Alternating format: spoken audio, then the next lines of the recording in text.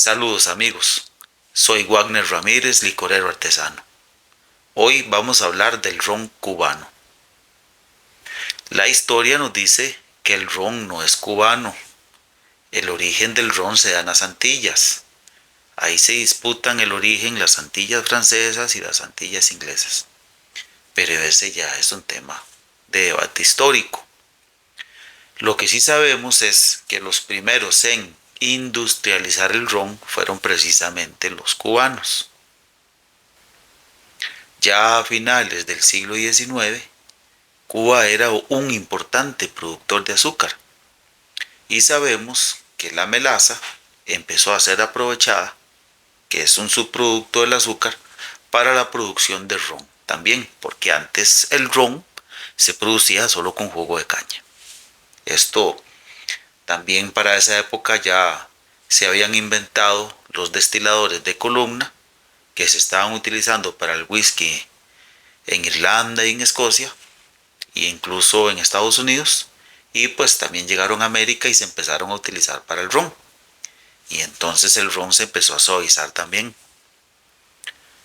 Otra cuestión que fue aprovechada por el ron cubano fueron los barriles de whisky americano, los barriles de bourbon, y así fue como también se empezó a añejar el ron. Bueno, los rones cubanos en la actualidad tienen denominación de origen. Entonces, para llamarse ron cubano, tiene que ser destilado en Cuba a partir de melaza cubana y añejado en Cuba también. Esos son los requisitos y, bueno, tienen acuerdos internacionales, principalmente con la Unión Europea. Aquí tengo un ejemplo de ron cubano producido en Cuba, el Habana Club. De este vamos a hablar más hoy. Fui a Panamá el fin de semana y lo encontré muy barato, libre de impuestos. Siempre lo había querido probar. En Costa Rica pues no se encuentra. Hay otros rones de origen cubano como el Bacardí, que si bien se producía en Cuba, ahora se produce en Puerto Rico, en México y en Estados Unidos, se destila en esos países.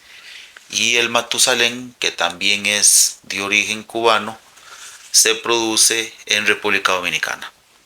Estos pues también podemos hablar después de ellos. Después de la Revolución Cubana de 1959, muchas casas de ron se fueron precisamente por las expropiaciones y la llegada del comunismo y todo eso. Y en la actualidad pues todas las destilerías de ron que quedan en Cuba pues están vinculadas con el Estado. Eso hay que saberlo también.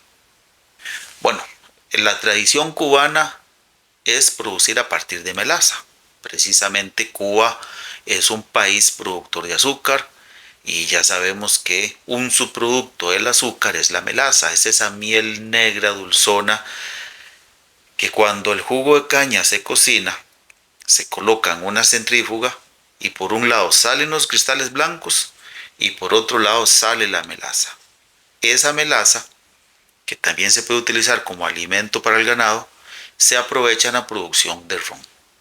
Se hacen vinos, se le agrega agua a la melaza, se hacen vinos, en el buen sentido de la palabra, vinos, pues no es vino de uva, ¿verdad? Pero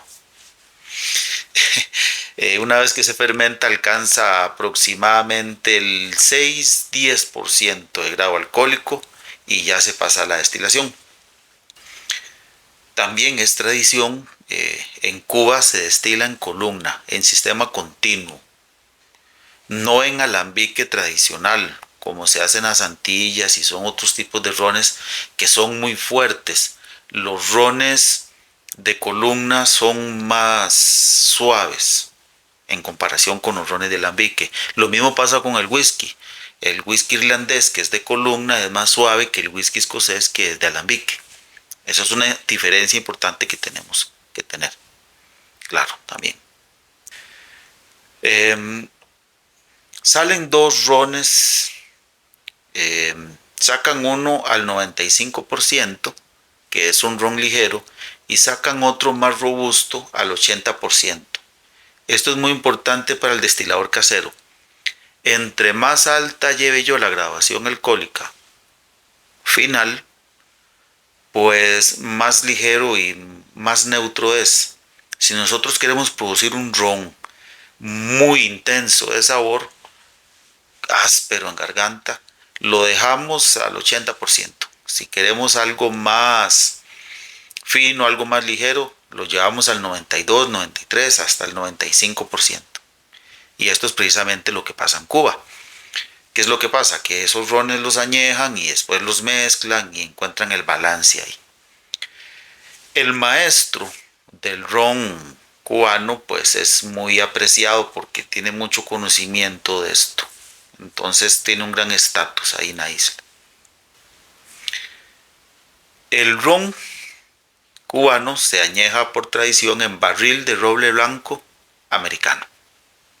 Principalmente los que se utilizaron para añejar bourbon o whisky americano. Esa es la tradición. No sé cómo hacen para comprarlos. Es posible que los compren a los productores de whisky escocés. O sea, el barril se hace en Estados Unidos con roble americano, se tuesta y se añeja el bourbon. Después eso lo venden a Escocia y allí se añeja el whisky y después lo venden a Cuba y ahí se añeja el ron. Más o menos ese es el proceso. Estos barriles le dan ese toque dulce al ron cubano también, porque los barriles ex bourbon o los que tuvieron bourbon o whisky americano tienden a ser muy dulces. Es posible que logren comprar whiskies que no han pasado por Escocia, pero esos temas políticos a mí no me gustan hablarlos aquí.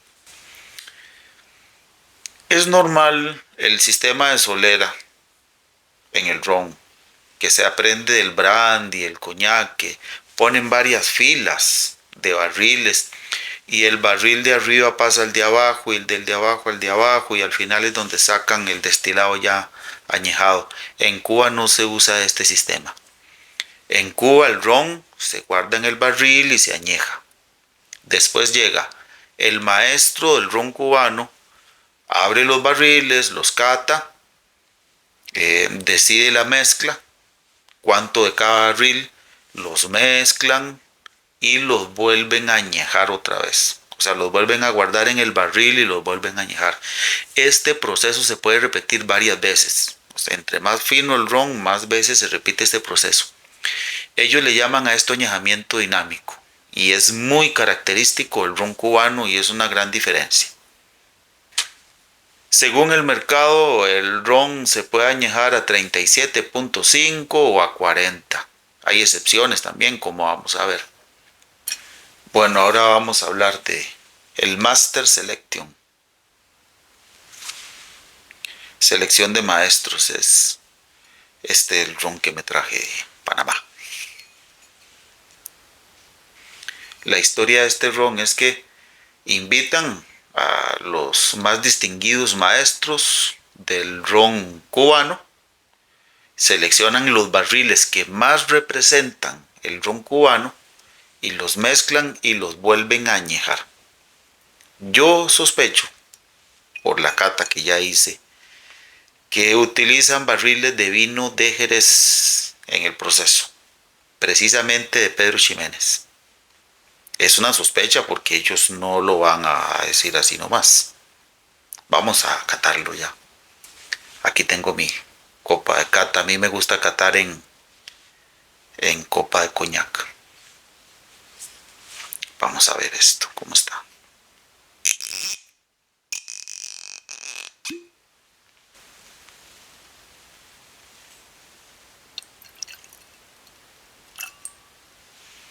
Vean el colorcito que tiene rojizo.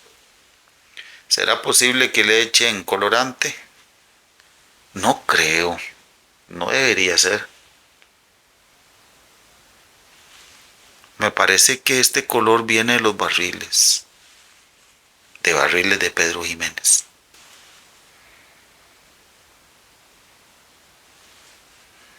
El aroma es delicioso. Bueno, vean el que tiene rojizo. Y me llama mucho la atención, la lágrima es muy delgadita y lenta. Qué rojo que es. Nueces,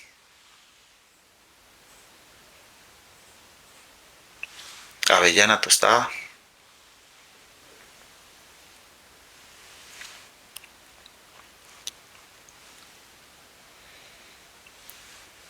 cacao, café, tabaco. Ah, qué delicia. Está buenísimo. Evoluciona. Especies, tal vez canela, pero como canela tostada. Uva pasa. Al final queda en la boca. El último regusto. Uva pasa, es que si el Pedro Jiménez está presente aquí. Usaron barriles tostados también, porque tiene un ligero ahumado. O puede ser que venga ese aroma de la melaza.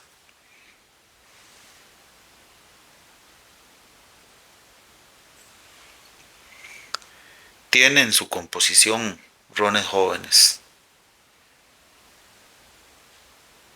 Ahí sentí unos ésteres jóvenes, de frutas tropicales también.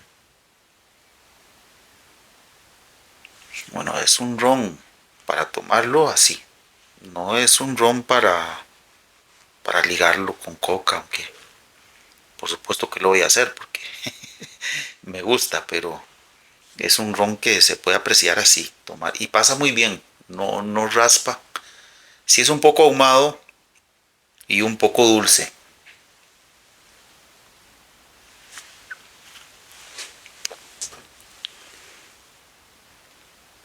Declara 45% y para tener un 45% no se siente, no es grosero para tomar, se puede tomar así. Ah, qué delicia.